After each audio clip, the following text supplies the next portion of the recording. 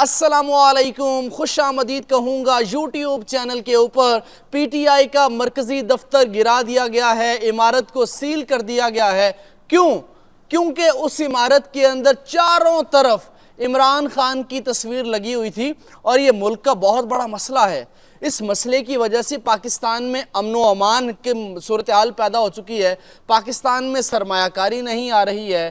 اس تصویر کی وجہ سے اس دفتر میں تصویروں کی وجہ سے پاکستان میں نہ سعودی عرب سرمایہ کاری کر رہا ہے، نہ اس کے اندر یو اے ای سرمایہ کاری کر رہا ہے، نہ چین پاکستان کو پیسے دے رہا ہے، اور ان تصویروں کی وجہ سے پاکستان کے اندر پورا امن و امان کا مسئلہ بن گیا ہے۔ پاکستان کی امن و امان کی صورتحال بگڑ چکی ہے اور اس آفس کے واش روم بھی گرا دیے۔ کیونکہ پاکستان میں سرمایہ کاری نہیں آ رہی، کیونکہ پاکستان میں وہ فرد واحد جس کو کہتے ہیں تحریک انصاف والے، اس کو مسئلہ تھا۔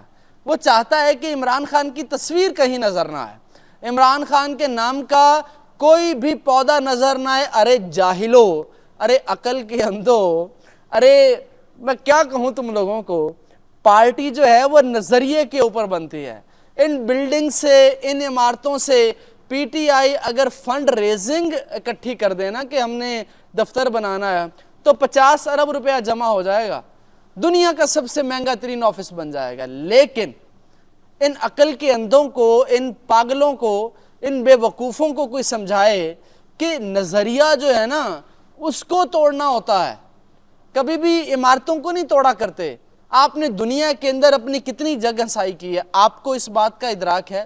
یونائٹڈ نیشنز کا ایک وفد رؤف حسن سے ملنے کے لیے آیا اس حملے کے بعد، یونائٹڈ نیشنز کا ایک بہت بڑا وفد وہاں پہ گیا ہوا تھا پی ٹی آئی کے آفس کے اندر، وہاں پہ اسلام آباد پولیس پہنچ گئی، ان کی گاڑیوں کی تلاشی لی ہے۔ ارے پاگل لوگوں، تم لوگ پاکستان میں کیا امیج دے رہے ہو؟ پاکستان کا امیج دنیا میں کیا واہواہی ہو رہی ہے کہ وہ لوگ خود اپنی آنکھوں سے دیکھ رہے ہیں کہ یار پولیس ہماری گاڑیاں چیک کر رہی ہے۔ خدا کے لیے پاکستان کو کہیں کا رہنے کا تو چھوڑو، اب اس کے واش روم گرا دیے کہ وہ واش روم نہ استعمال کر سکیں۔ اس سے کوئی گھٹیا حرکت ہو سکتی ہے؟ اس کو کہتے ہیں بوکھلا جانا، اس کو کہتے ہیں آپے میں نہ رہنا، اس کو کہتے ہیں کہ فرسٹریٹ ہو جانا، اس کو کہتے ہیں شکست تسلیم کر لینا۔ آپ ہار چکے ہو، آپ خسروں سے حملہ کروایا، آپ ہار چکے ہو، آپ نے یہ آفس گرا دیا، آپ ہار چکے ہو۔ لہٰذا خبریں میں نے اور بھی آپ کو دینی ہیں، چھوٹا سا ایک ڈسکلیمر تھا۔ آپ نے عمران خان زندہ باد کا ایک ٹرینڈ، لوگ عمران خان لکھ دیتے ہیں، نہیں، عمران خان زندہ باد کا ٹرینڈ 1000 کامنٹ کا ٹارگٹ ہے، وہ آپ سب نے پورا کرنا ہے۔ اس ویڈیو کو شیئر کرو ہر جگہ تاکہ وہ ہر صورت پورا ہو جائے۔ اچھا، اب ویڈیو کو لائک لازمی کیجئے گا، جو دوست نئے ہیں وہ چینل کو سبسکرائب کر لیجئے۔ اب ذرا عمران خان کے میچ کی بات کرتے ہیں، اور اس کے ساتھ عمران خان کا ایک اور دشمن ہے، سخت دشمن ہے، وہ عمران خان کے اوپر حملہ کروانے میں ملوث تھا، شامل تھا، ٹھیک ہے، اس نے بھی عمران خان کے حق میں بیان دیا ہے، وہ بھی پی ٹی آئی کے نظریے کے اوپر آ گیا ہے، وہ بھی میں ذرا اس کو آپ کی ڈیٹیل بتاتا ہوں۔ لیکن میں سب سے پہلے آپ کو یہ ذرا سی ڈی اے کا موقف بتا دوں۔ سی ڈی اے کہتا ہے کہ عمارت غیر قانونی ہے۔ پچھلے 7 سالوں سے تم سوئے ہوئے تھے، پچھلے 7 سالوں سے تم کو، اور عمارت کیا غیر قانونی ہے؟ وہاں کے ڈی سی سے میں نے یہ سوال کیا، عرفان میمن سے، اس نے کہا کہ جناب 2 عمارت 1+1 آپ کر سکتے ہیں، انہوں نے اوپر سولر رکھے ہوئے ہیں۔ یار ان عقل کے اندھوں پہ بندہ ماتم کرے۔ سیاسی دفتر بڑی مقدم چیز ہوتا ہے، پارلیمنٹ کے بعد، عدالت کے بعد سب سے مقدم چیز یہ ہوتا ہے۔ آپ پاکستان کے سب سے بڑی پارٹی کا دفتر آپ توڑ رہے ہیں اور مرکزی دفتر توڑ رہے ہیں، شرم سے ڈوب مرو یار۔ خیر میں آگے چلتا ہوں۔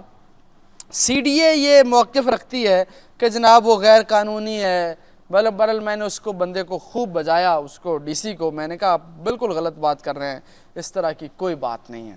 اچھا اب ذرا خبریں ہیں، وہ خبر ذرا آپ یہ دیکھ لیجئے۔ عمران خان نے کہا ہے جناب میرا میچ ہے سپریم کورٹ کے اندر، میں چل کے آؤں گا، انٹرنیشنل میڈیا کو بلاؤ، نیشنل میڈیا کو بلاؤ، سب کو بلا لو، میں اپنا مقدمہ خود پیش کروں گا، میں خود اپنا مقدمہ لڑوں گا اور عوام کو بتاؤں گا کہ میرے ساتھ کیا ہوا ہے، میں عوام کو بتاؤں گا کہ میرے ساتھ ہو کیا رہا ہے، میں عوام کو بتاؤں گا کہ میں جھکوں گا نہیں۔ عمران خان نے جیل میں آج پھر کہا ہے، اس نے کہا ہے کہ جناب جھکنا میرے خمیر میں نہیں ہے، میرے بلڈ میں ہی نہیں ہے میں جھک جاؤں، میں ہار تسلیم کر لوں، میں شکست تسلیم کر لوں۔ یہ عمران خان کا بیان ہے، اور یہ بات صحیح ہے۔ وہ ذرا الگ کھوپڑی کا بندہ ہے، ان کو سمجھ نہیں آئی، ان کو لگا زرداری ہے، اینٹ سے اینٹ بجانے کی بات کرنے کے بعد یہ 6 سال پاکستان میں نہیں آئے گا، دبئی بھاگ جائے گا۔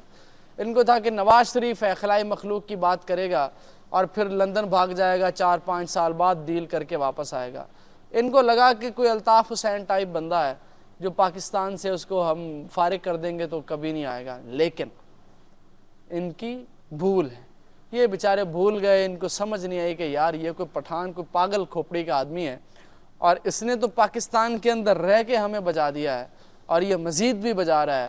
اب سپریم کورٹ کی سماعت، واہ واہ واہ، اس میں جو خان صاحب نے بیان کرنی ہے نا باتیں، وہ لائیو نشر ہوگی، اور آپ تک یہ مناظر خصوصی یہ چینل آپ تک پہنچاتا رہے گا انشاءاللہ، بلکہ لائیو مناظر YouTube Irfan Bashir update channel جو ہے، یہ لائیو سپریم کورٹ کے چینل کی سماعت جو ہے آپ تک انشاءاللہ تعالی ہم کوشش کریں گے لازمی دکھائیں۔